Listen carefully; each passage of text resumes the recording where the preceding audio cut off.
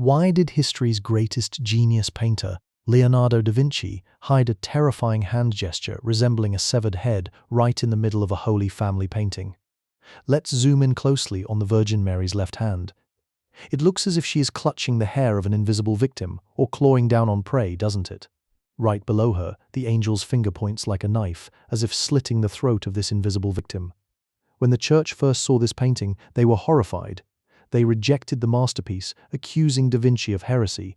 So, which forbidden biblical story was actually being told in this dark cave? Strangely, there are two infants in the painting.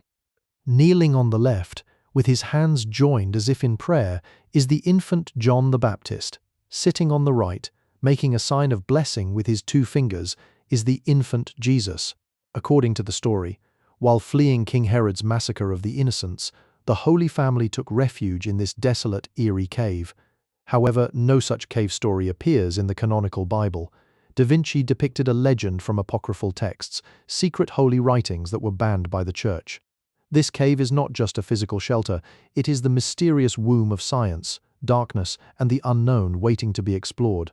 Leonardo da Vinci achieved the greatest compositional revolution of the Renaissance in this masterpiece.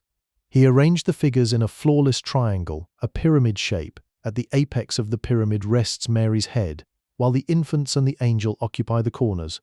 This geometric arrangement offers the viewer's eye a magnificent divine balance.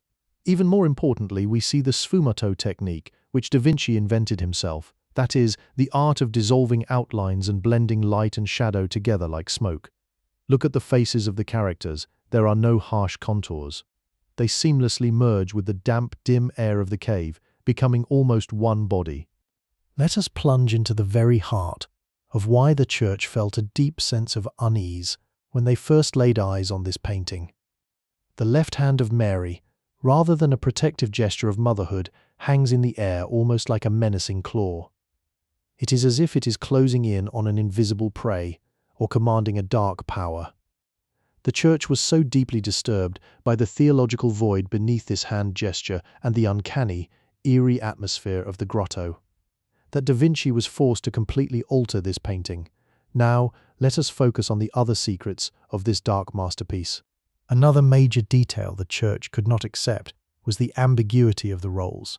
In the painting, Mary places her hand protectively on the shoulder of the infant on her left, John. Meanwhile, the angel holds the infant on the right.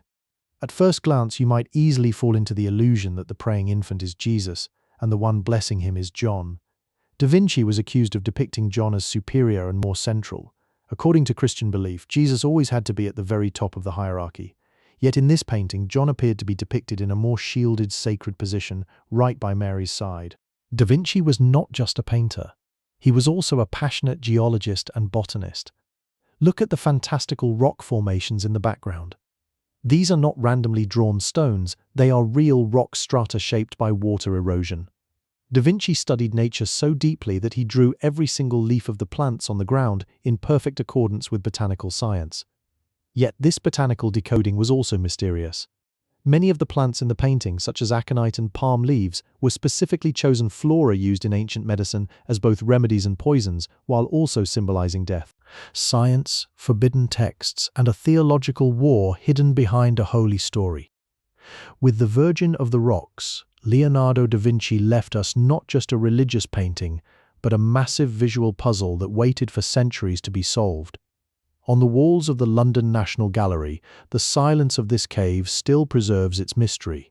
It's worth reminding that there are actually two versions of this painting, and we will break down the reason behind the massive difference between this one and the other original in the Paris Louvre Museum in an entirely separate video.